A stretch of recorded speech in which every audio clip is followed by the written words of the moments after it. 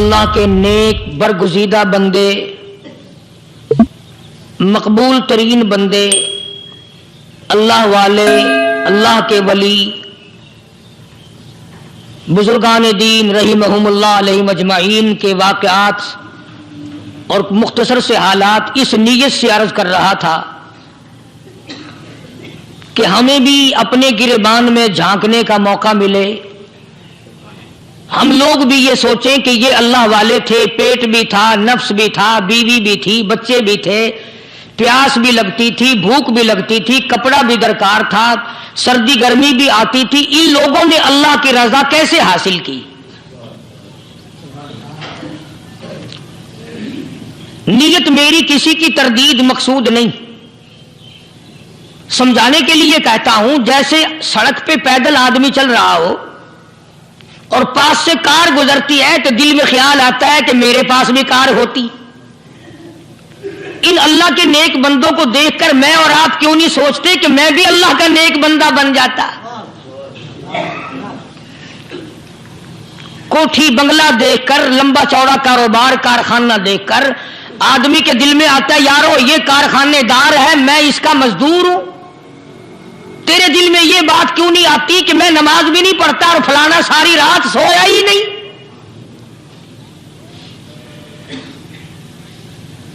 ہم لوگ اپنے معاملات میں، اپنے کردار کے بارے میں آخر کب سوچیں گے وہ کون سی نئی زندگی ملے گی؟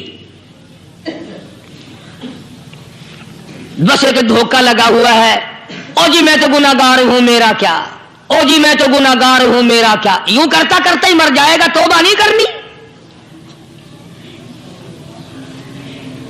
کوئی آدمی پلیت ہو اور وہ یہ کہتا رہے او یار میں تو پلیت ہوں، یار میں تو ناپاک ہوں، میرا کیا میں تو ناپاک ہوں۔ اللہ کے بندے پانی کے پاس جا، غسل کر، پھر ہی تو پاک بنے گا۔ اپنے آپ کو پلیت پلیت کہتا رہے یوں تو پاک نہیں بنے گا۔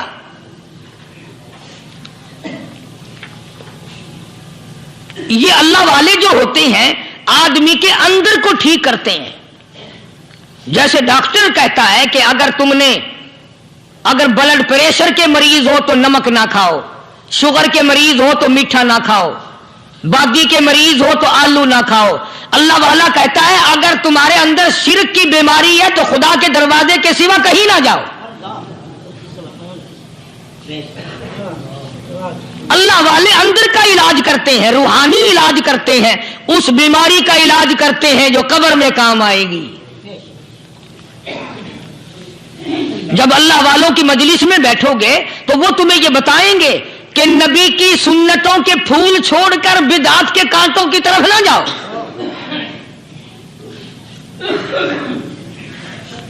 اور ہدایت ہے محمد کریم صلی اللہ علیہ وسلم کی، سبحان اللہ۔ وہ جوان کتنا خوش نصیب ہوگا جو حضور کے ساتھ سواری پہ سوار ہے۔ اللہ اکبر۔ سیدنا معاذ بن جبل رضی اللہ تعالیٰ عنہ کی ذات اقدس ہے، جس سواری پہ محمد عربی صلی اللہ تعالی علیہ وسلم سوار ہے، اسی سواری پہ صحابی بھی سوار ہے، آپ کے پیچھے سوار ہے۔ آپ نے 3 مرتبہ ارشاد فرمایا یا معاذ، وہ کتنا مقدروں والا جوان ہوگا جس کا نام آقا کے پیارے پیارے منہ سے نکلا۔ فرمایا یا معاذ، او معاذ، عرض کیا لبیک و سعدیک، میرے آقا میں حاضر ہوں، میں غلامی میں حاضر ہوں۔ کچھ نہیں فرمایا، پھر دوسری مرتبہ ارشاد ہوا یا معاذ، عرض کیا لبیک و سعدیک، کالی کملی والے میں تیری خدمت میں حاضر ہوں، میں غلامی میں حاضر ہوں۔ تیسری مرتبہ پھر فرمایا یا معاذ۔ سمجھے آپ، یہ تو حضور کو پتا تھا کہ میری آواز اس نے پہلی دفعہ میں ہی سن لی، پکار رہا ہے میں حاضر ہوں۔ 3 مرتبہ آواز اس لیے دی، یعنی میں جو تجھے بتانا چاہتا ہوں وہ بڑی اہم بات ہے، توجہ کر۔ ध्यान कर उस बात की तरफ जो मैं तुझे बताने लगा हूं। तीसरी मर्तबा इरशाद हुआ या मास, अर्ज किया लब्बैक व सादैक, मेरे आका मैं हाजिर हूं, गुलामी में हाजिर हूं। इरशाद फरमाओ, फरमाया या मास ला तुशरिक बिल्लाह, ओ माजी मुझसे इरशाद सुन ले, मुझसे पैगाम सुन ले, मैं मोहम्मद करीम सल्लल्लाहु ताला अलैहि वसल्लम तुझे बड़ी पते की बात बताने लगा हूं, गुर की बात बताने लगा हूं, कोई हकीकत की बात बताने लगा हूं। ला तुशरिक बिल्लाह, ओ मेरे जवान मेरे सहाबी, ओ मास अल्लाह की जात में अल्लाह की सफात में किसी को शरीक न ठहराना।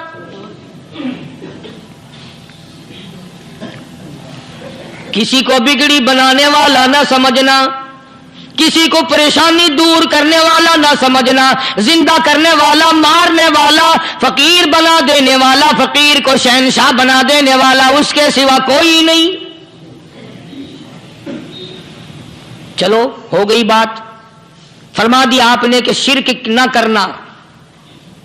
अब हमारी बात सुनो, अभी हदीस का जुमला बाकी है जो मोहम्मद अरबी सल्लल्लाहु अलैहि वसल्लम की जुबान मुबारक से निकला, अहम बात बाकी है। ठीक है फरमा दिया, लेकिन अब सवाल करो सरकार मदीना सल्लल्लाहु अलैहि वसल्लम से कि जी अगर कोई मुसीबत की वजह से कर बैठे, अगर कोई परेशानी के आलम में आके कर बैठे, कोई दुखों का मारा हुआ कर बैठे, तो साफ फरमा दिया, फरमाया ओमाज इन कुतिलता,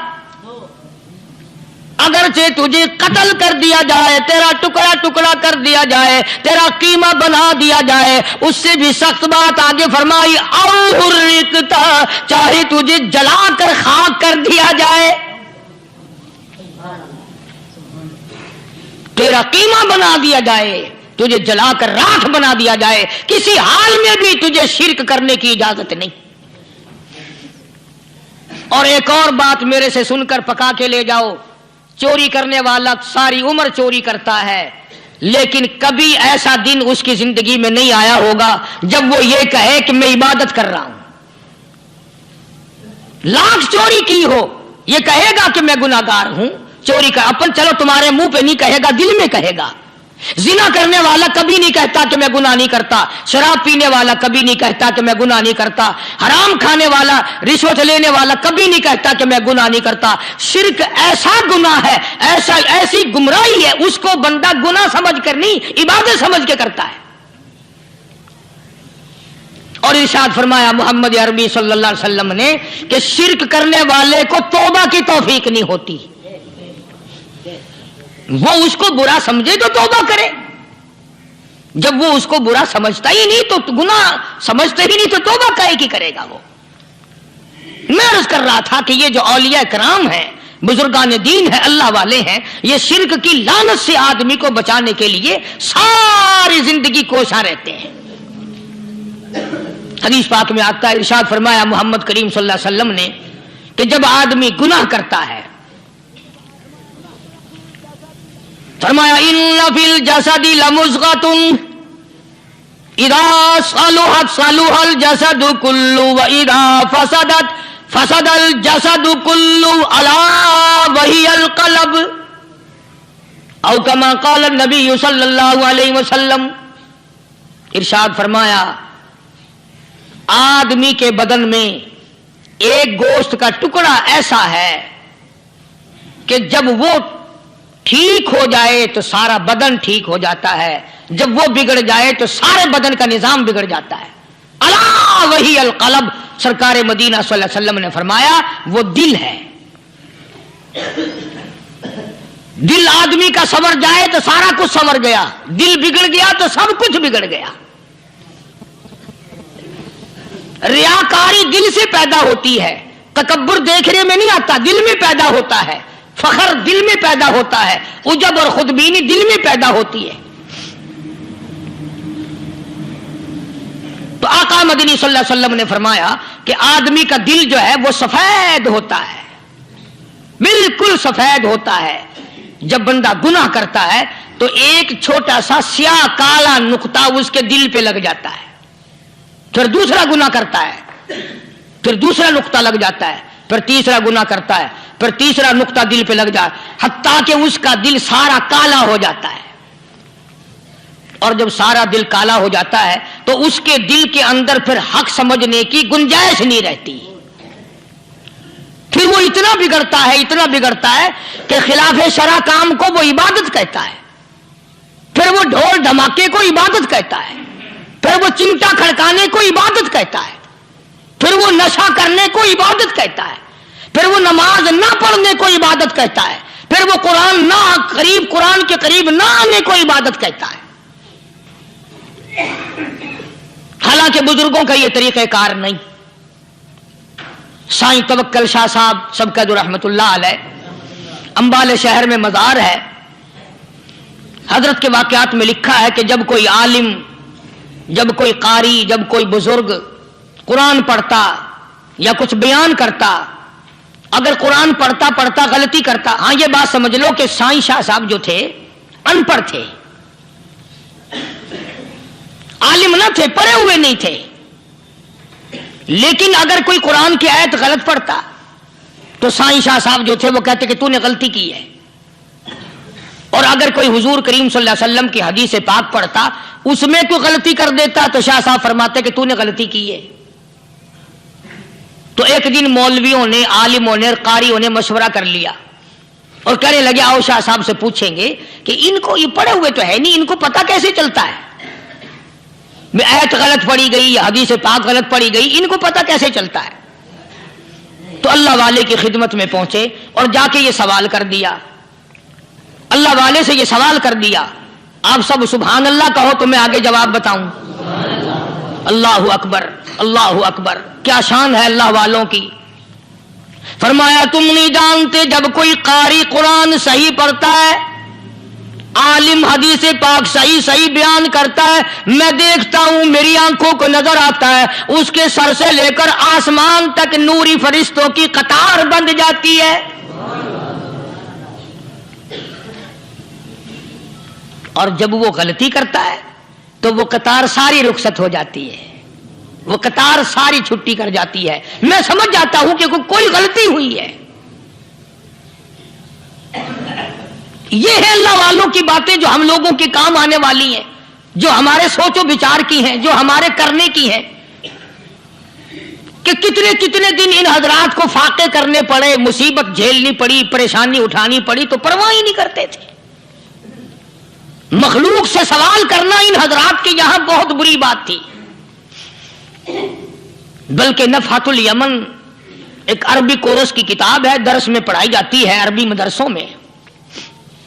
ہم نے جب سبق پڑھتے تھے تو ایک واقعہ پڑھا تھا کہ کسی پہاڑ کی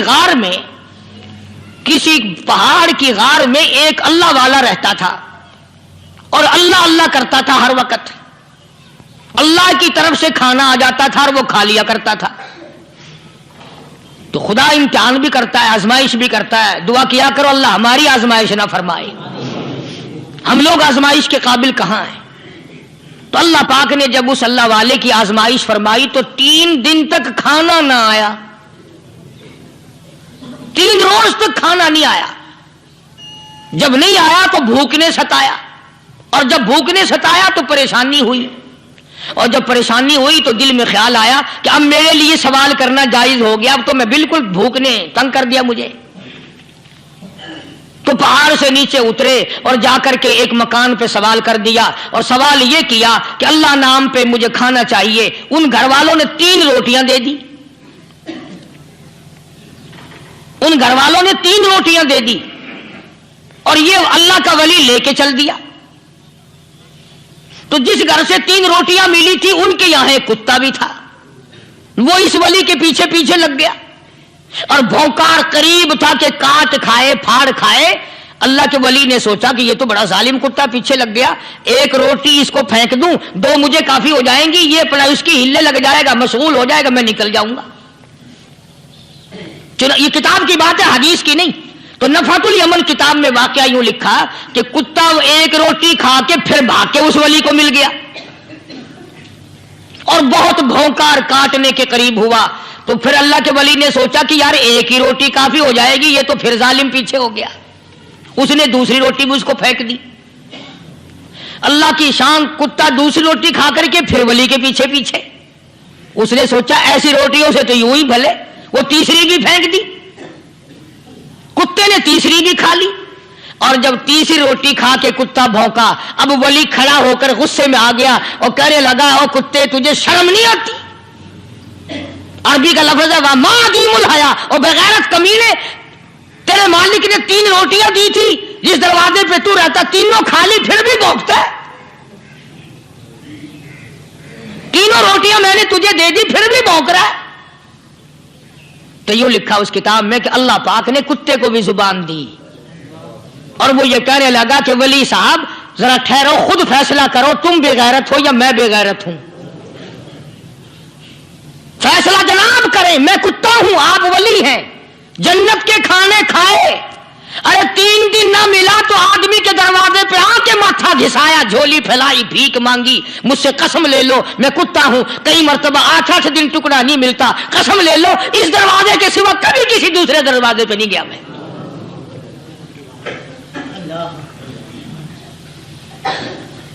تجربہ کر لو، 3 دن کتے کو ٹکڑا ڈالو، چوتھے دن دم ہلا کر تمہارے پاؤں میں لٹے گا۔ ساری عمر گزر گئی اس مالک کا دیا ہوا کھاتے ہوئے پیتے ہوئے، آج بھی تجھے اس مالک کا دروازہ سمجھ نہیں آیا۔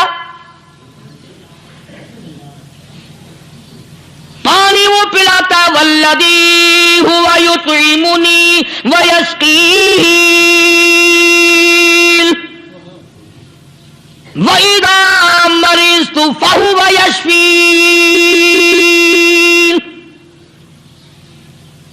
کتنا کھلاتا ہے، کتنے اعلیٰ درجے کے کھانے کھلاتا ہے، طرح طرح کے کھانے کھلاتا ہے، پالا اس نے، سنبھالا اس نے، زندگی اس نے دی، اولاد اس نے دی، خوبصورت بیوی اس نے دی، گھر آباد اس نے کیا، تھوڑی سی پریشانی آ گئی، اب جا کے قبر کے سامنے جھکا کھڑا ہے، اس مالک سے میرا کام نہیں چلا، او 4 گز زمین میں پڑنے والے، تو میری حاجت روائی کر دے۔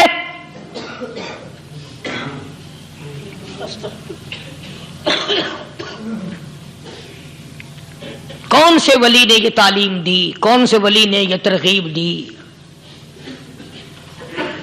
خواجہ قطب الدین بختیار کاکی رحمت اللہ علیہ، بابا فرید الدین شکر گنج رحمت اللہ علیہ کا پیر ہے۔ اتنے اللہ والے لوگ تھے، اتنے اللہ والے لوگ تھے۔ خواجہ قطب الدین بختیار کاکی رحمت اللہ علیہ کا آخری وقت دلی شہر میں آ گیا، نہ دولت تھی، نہ کوٹھی تھی، نہ بنگلہ تھا،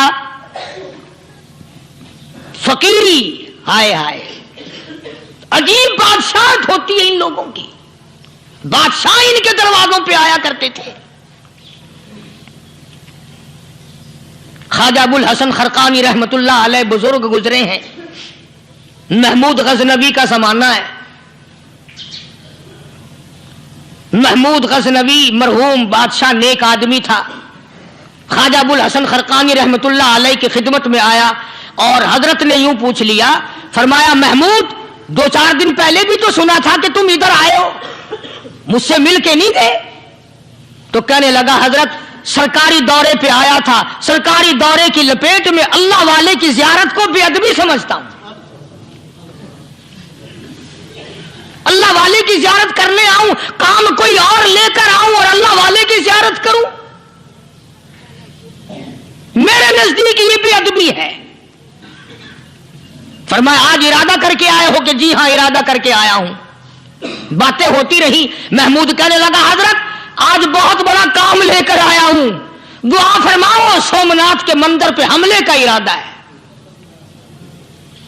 70 راجاؤں کی فوج آئیں گی، 70 بادشاہوں کی فوج آئیں گی، 70 راجا ہندو اپنی فوج لے کر آئیں گے، میں اکیلا مسلمان مقابلے میں آؤں گا، دعا فرماؤ وہ قادر کریم مجھے فتح عطا فرمائے۔ کیسی نیت لے کر آیا کرتے تھے بادشاہ لوگ فقیروں کے دربار میں۔ آج تو اگر کسی ولی کے پاس بھی جاؤ گے، میں نے مولانا عبید اللہ انور مدثلو سے پچھلے دنوں عرض کر دیا، میں نے کہا حضرت آپ اپنے گھر میں ہی رہتے ہیں، باہر نہیں نکلتے، کئی دن لوگوں کو نیکی ملے گی، زیارت ہوگی، تو فرمانے لگے قاری صاحب آپ کو کیا پتا ہے، بس اسی کام کے لیے لوگ آتے ہیں، ہماری اینٹ پر دو، ہم نے مکان بنانا ہے، ہمیں دکان کا تعویذ دے دو، ہمارے پیچھے دشمن لگ گیا، ہمارا مقدمہ ہو گیا، اور یوں تو کہنے کوئی بھی نہیں آتا، دعا کر دو اللہ میری قبر میں بھلائی فرما دے۔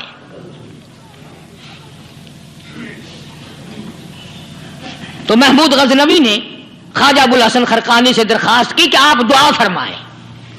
اللہ والے نے دعا بھی فرمائی اور اپنا مصلی دے دیا۔ یوں فرمایا محمود جب مشکل وقت آ جائے اس مصلی پہ کھڑے ہو کر 2 رکعت نماز ادا کرنا۔ پتہ چلا کہ اللہ کی مدد جو ہے وہ نماز کے ساتھ ہے۔ میں تمہیں بھی بتاتا ہوں، ولی تو میں نہیں، جب بھی کوئی پریشانی آئے، جب بھی کوئی تکلیف آئے، فرمایا استعینوا بالصبر والصلاۃ، نماز پڑھو انشاءاللہ آسانی ہوگی، صبر کر نماز پڑھ، ان اللہ مع الصابرین،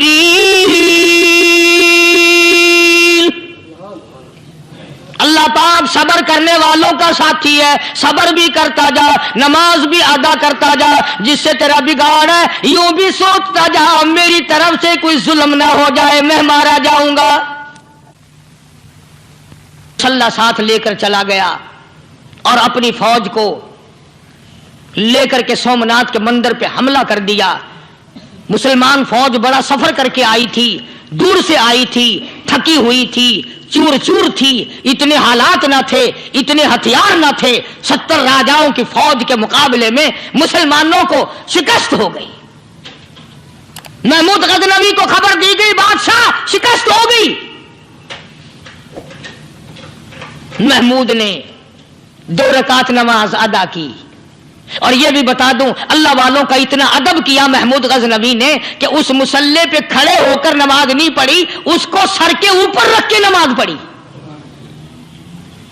مصلی اللہ والے کا سر پہ رکھ لیا اور نماز پڑھی خدا کے حضور میں، اور پھر سر سجدے میں رکھ دیا۔ میرے پروردگار بے نیاز خالق و مالک، میں گناہگار سہی، میں سیاکار سہی، میں تیرا بندہ ہوں، او میرے مولا مقابلہ کفر سے ہے، حق پرستوں کی نہ کی تو نے گر دل جوئی نہیں، تانا دیں گے بت کے مسلم کا خدا کوئی نہیں، او میرے پروردگار آج مجھے ذلیل نہ کر، آج میری شکست نہ کر، آج مسلمانوں کو شکست نہ دے، اور بے نیاز پروردگار کافر کہیں گے ان کا خدا کہاں گیا۔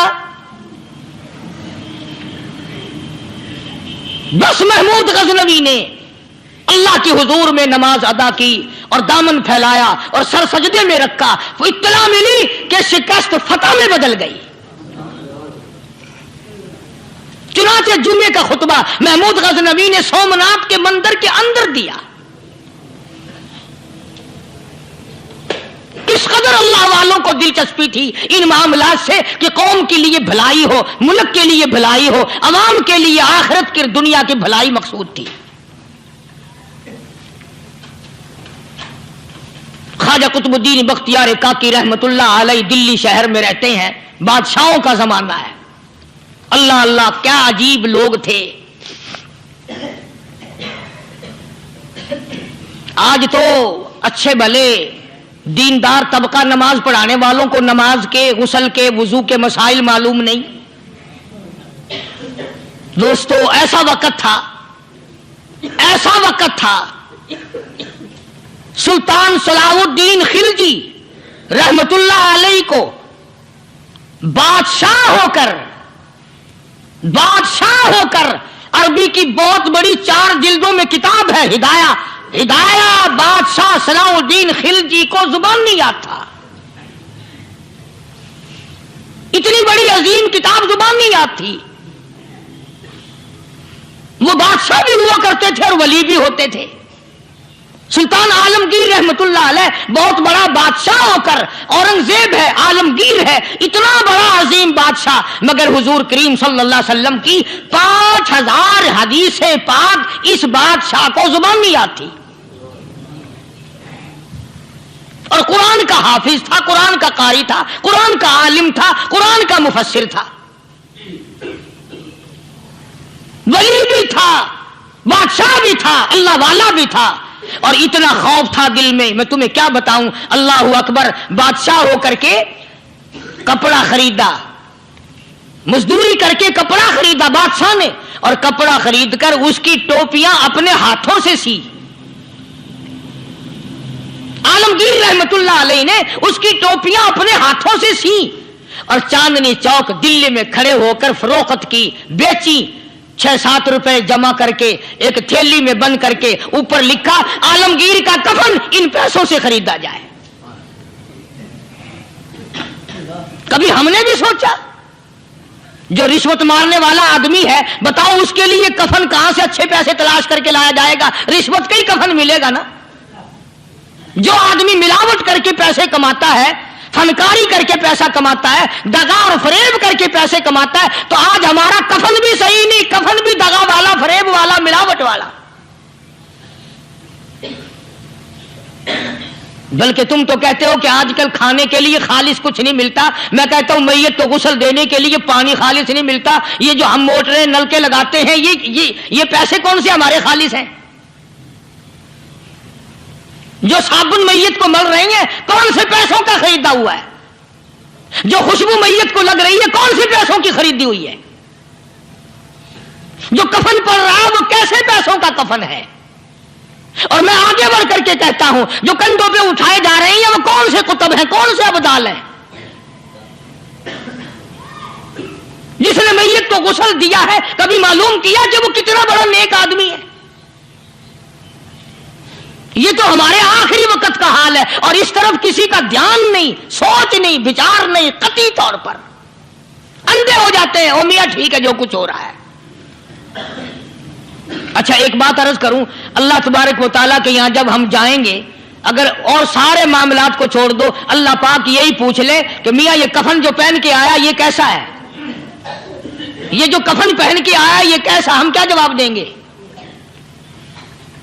بادشاہ عالمگیر رحمت اللہ علیہ نے تھیلی پہ لکھ کر کے بند کر کے رکھ دیا، جب میرا انتقال ہو جائے، میری موت آ جائے، جب میں دنیا سے رخصت ہو جاؤں، جب میں دنیا سے چلا جاؤں، میرا آخری لباس جو میں نے ساتھ لے کے جانا ہے، وہ شادی کے جوڑے دنیا تیار کرتی ہے، سفر کے جوڑے دنیا تیار کرتی ہے، غیر ملکوں میں جانے کے لباس دنیا تیار کرتی ہے، ادھر ادھر جانے کے لیے، تقریبوں میں جانے کے لیے جوڑے لباس پوشاک دنیا تیار کرتی ہے۔ اور میں کہتا ہوں لوگوں، قبر کی پوشاک ہم کب تیار کریں گے؟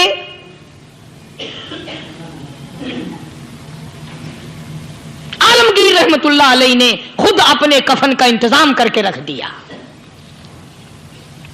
ہمارے گھروں میں تو اگر کفن کا ذکر کرو تو گھر والے بھی منہ بنائیں گے، چھوڑو تم نے کفن کی باتیں بنانی شروع کر دی ابھی سے ہی۔ اور ایک اور عرض کروں، کفن بھی مقدر والوں کو ملتا، کئیوں کو ملتا ہی نہیں۔ کفن نہیں ملتا، قبر نہیں ملتی، نماز جنازہ نہیں ملتی، غسل نصیب نہیں ہوتا، مقدری سودے ہیں۔ نہ یہ دولت سے بات بنتی ہے، اور نہ یہ اقتدار سے بات بنتی ہے، اور نہ یہ سرمایہ سے بات بنتی ہے۔ یہ تو تقدیروں کے مسئلے ہیں جو مالک نے اپنے ہاتھ میں رکھا ہے۔ جناب رسول کریم سب کہہ دو صلی اللہ علیہ وسلم کے سگے چچا، اللہ غنی جنگ احد ہے، امام الانبیاء محبوب کبریا حضرت محمد مصطفیٰ صلی اللہ تعالی علیہ وسلم کو خبر دی گئی آپ کی حالت بھی زخمی ہے، آپ کا چہرہ انور زخمی ہو گیا، آپ کے چہرے میں خود جو سر پہ اوڑھ رکھا تھا اس کے ہلکے کڑیاں چہرے انور کے اندر چلی گئی، نکلتی نہیں، نکالنا چاہتے ہیں، نکلتی نہیں، نکالنے کی کوشش کرتے ہیں۔ ابو عبیدہ بن جراح رضی اللہ تعالیٰ عنہ نے دانتوں میں پکڑ کر وہ ہلکا زنجیر والا کھینچ لیا۔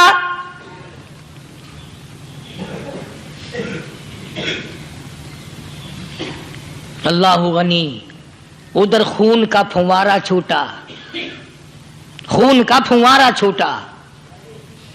اللہ، عرش الہی سے آواز آئی، جبریل. پل جھپکنے کے برابر جبریل ساری دنیا کا نظام طے کر سکتا ہے. توجہ، اللہ نے آواز دی، جبریل. عرض کیا حضور. فرمایا یاد رکھ، اگر میرے محبوب کا خون زمین پہ گر گیا تو پھر تو جبریل کا آئے گا. سدرۃ المنتہا سے سکینت تو بڑی چیز ہوتی ہے، پل جھپکنے سے پہلے جبریل نے آ کر اس خون کو سنبھالا ہے. اتنی عظمت ہے سرکار مدینہ صلی اللہ علیہ وسلم کی اللہ تبارک و تعالیٰ کے یہاں اور ہر پیغمبر کی. ابراہیم علیہ الصلوۃ والسلام کو وقت کے بادشاہ نے منجنیق میں بٹھا کر یوں آگ میں پھینک دیا، اس منجنیق میں سے، پنگوڑے میں سے خلیل نکل چکا. آواز آئی جبریل. جواب ملا حضور کہ میرا خلیل کو کیا ہوا؟ حضرت جبریل کو حکم ہوا، یاد رکھ اگر خلیل کا ایک بال بھی جل گیا تو جبریل کس کام کا. اللہ تبارک و تعالیٰ کے فرشتے نے پہلے پہنچ کر آگ پہ پر بچھا دیے.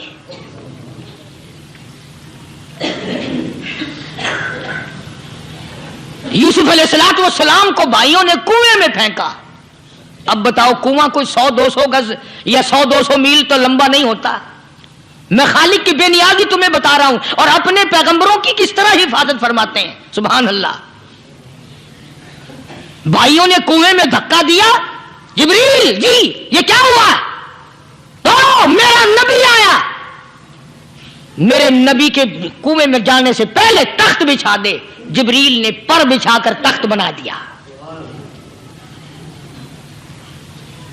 وہ تو یوں بچاتا ہے، وہ تو یوں سنبھالتا ہے.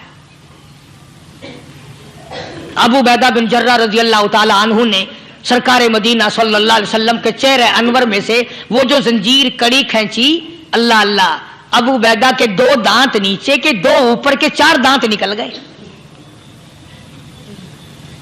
آج ہمارے دانتوں کو کیڑے کھا جاتے ہیں، کھوکھریں بن جاتی ہیں، نکل جاتے ہیں. ابو عبیدہ تو کتنا خوش نصیب جوان ہے، تیرے 4 دانت تو نکل گئے پر حضور صلی اللہ علیہ وسلم کی تکلیف کو تو نے دور کیا. یعنی آقا کی خدمت کرتے ہوئے ابو عبیدہ کے دانت نکل گئے. ادھر اپنی تکلیف آئی، ادھر پتا چلا کالی کملی والے صلی اللہ تعالی علیہ وسلم تیرے چچا کا حال ٹھیک نہیں. جناب امیر حمزہ رضی اللہ تعالیٰ عنہ کو شہید کر دیا گیا، کپڑے بھی اتار لیے گئے. حضور کریم صلی اللہ علیہ وسلم بڑا صدمہ پہنچا، بڑا رنج پہنچا. ایک بات کرتا ہوں، توجہ کر کے لکھ کے لے جاؤ، کام آئے گی. بیٹیوں کو بتاؤ، بہنوں کو بتاؤ. سرکار کی نظر پڑی، سرکار کی نظر پڑی. حضرت صفیہ رضی اللہ تعالی عنہ، حضور کی بوا، حضور کی پھوپھی، حضرت زبیر رضی اللہ تعالی عنہ کی اماں، امیر حمزہ رضی اللہ تعالی عنہ کی بہن دوڑی دوڑی آتی ہے. پتا چلا نا مدینے میں کہ بھائی کا حال ٹھیک نہیں، شہید کر دیا گیا. عورت ذات دوڑی دوڑی آئی. حضور نے فرمایا زبیر کون عورت ہے، جا کے روکو، لاش کا حال ٹھیک نہیں، کپڑے پھاڑے گی، جزا فضا کرے گی. میں نے سنا ہے لاش کا حال ٹھیک نہیں ہے. حضرت زبیر نے آ کے روکا، قریب آ کر پہچان لیا حضرت زبیر کی اماں تھی. انہوں نے کہا اماں اجازت نہیں، آگے نہ جاؤ. حضرت صفیہ عرب کی تکڑیم آئی، مارا غصہ زبیر کو، اوپر پھینک دیا. کہنے لگی ہاتھ ایک طرف، میں اپنے بھائی کو دیکھنے نہ جاؤں. زبیر کو تو مکہ مار کے پرے پھینک دیا. اور لوگوں توجہ کرو، غلام آپ بھی بنتے ہیں، غلام میں بھی بنتا ہوں. خدا کی قسم ٹائم پہ غلامی کا پتہ چلتا ہے. پھر زبیر کہنے لگا اماں حضور نے منع فرمایا، آگے نہ جا، حضور نے منع فرمایا. خدا کی قسم ذمہ داری سے کہتا ہوں، علماء نے لکھا ہے حضرت صفیہ نے جو پیر قدم آگے رکھنے کے لیے اٹھایا ہوا تھا وہ آگے نہیں رکھا، پیچھے ہٹ کے رکھا ہے. میرے نبی کے فرمان کے خلاف نہ ہو جائے، میرے نبی کے ارشاد کے خلاف نہ ہو جائے. اگر خلاف ہو گیا تو میں ماری جاؤں گی. اور وہیں رک گئی، کہنے لگی زبیر بیٹے جاؤ، میرے محبوب سرکار مدینہ صلی اللہ تعالی علیہ وسلم سے جا کے کہو میں نے لاش کا حال سن لیا ہے، مجھے سب کچھ پتہ چل گیا ہے، جا کے کہو بے شک میں عورت ہوں لیکن گھبراؤں گی نہیں، جب سے میں نے تیرا کلمہ پڑھا ہے میں نے صبر کرنا بھی سیکھ لیا ہے۔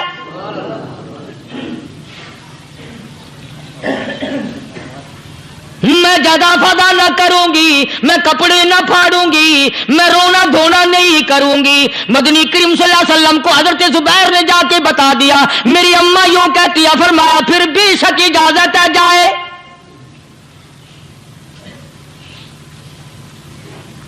آج کی کوئی مائی ہوتی اتنا حال دیکھ کر بھائی کا نہ جانے ہارٹ فیل ہو جاتا۔ صفیہ نے آ کے دیکھا اپنے بھائی سیدنا امیر حمزہ کے دونوں کان نہیں، ناک نہیں، لب نہیں، 11 ٹکڑے ہوئے پڑے، روتی نہیں، گھبراتی نہیں، دھڑام سے گرتی نہیں، چہرہ نہیں پیٹتی، ماتم نہیں کرتی، کھڑی ہو گئی، کہنے لگی آؤ میرے پروردگار میرے بھائی کی قربانی قبول فرما، میرے بھائی کی قربانی کے صدقے میں میرا بھی بیڑا پار کر دے۔ اور خبر تو مل گئی تھی نا کہ کپڑے بھی اتار کر لے گئے، بغل میں سے 2 چادریں نکالی ہیں، بغل میں سے 2 چادریں نکالی کہ میرے بھائی کو کفن دے دینا۔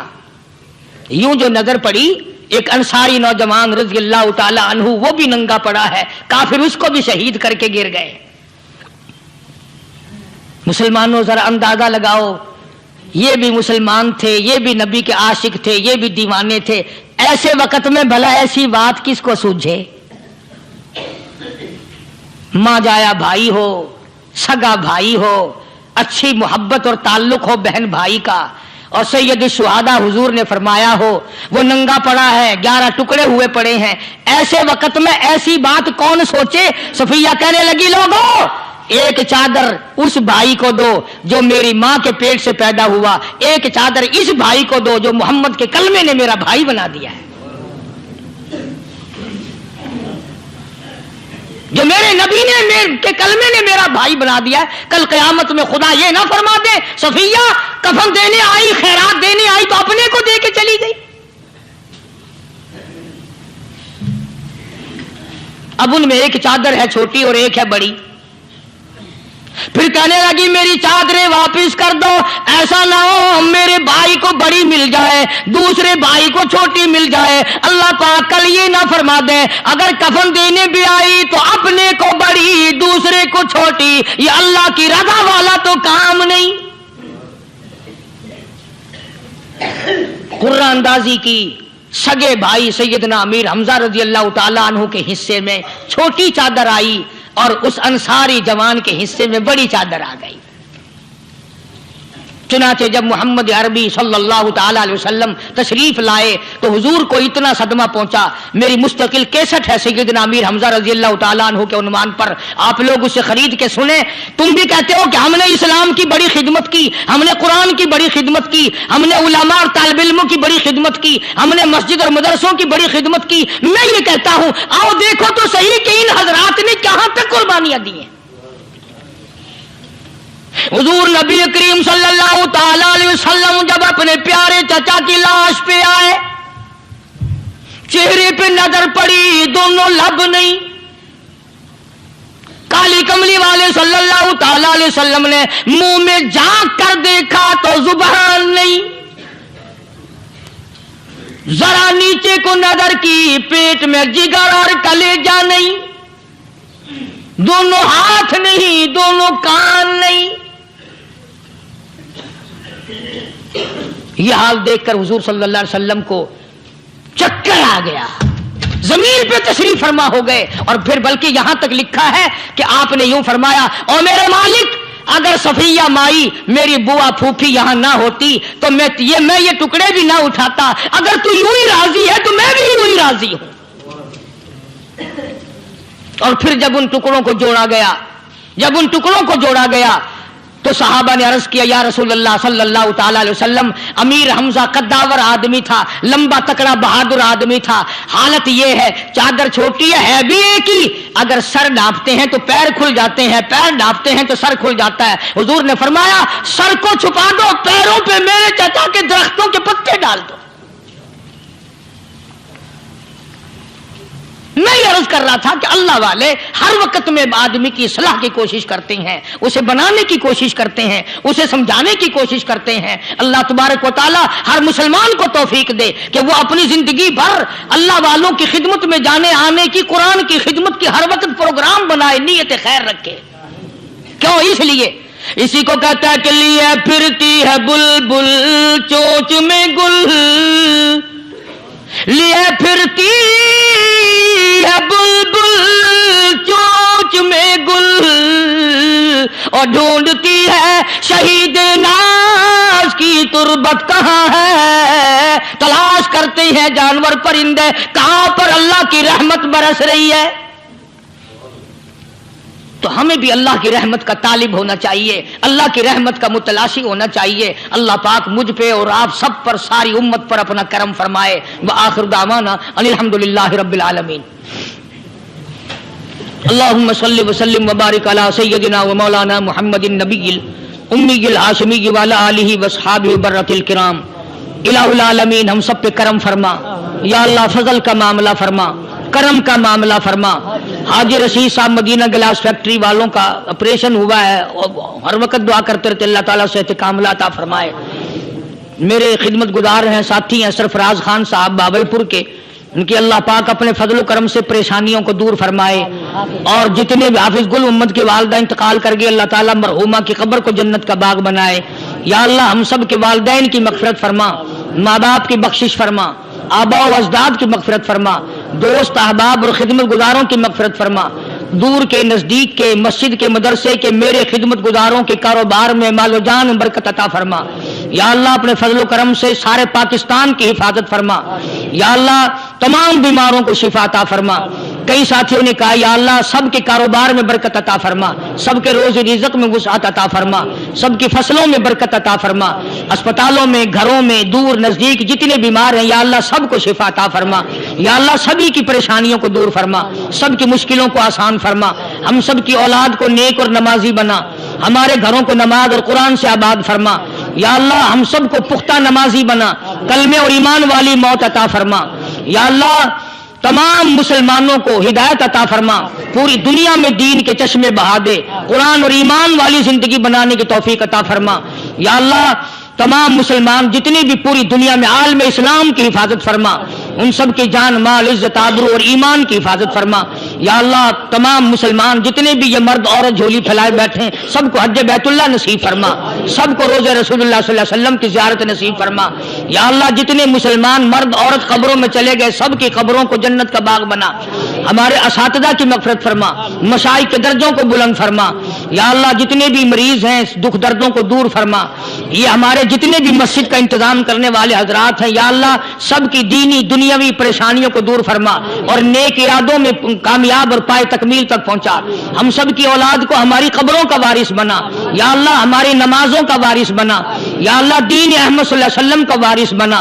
ربنا تقبل منا انک انت السمیع العلیم وتب علینا انک انت التواب الرحیم۔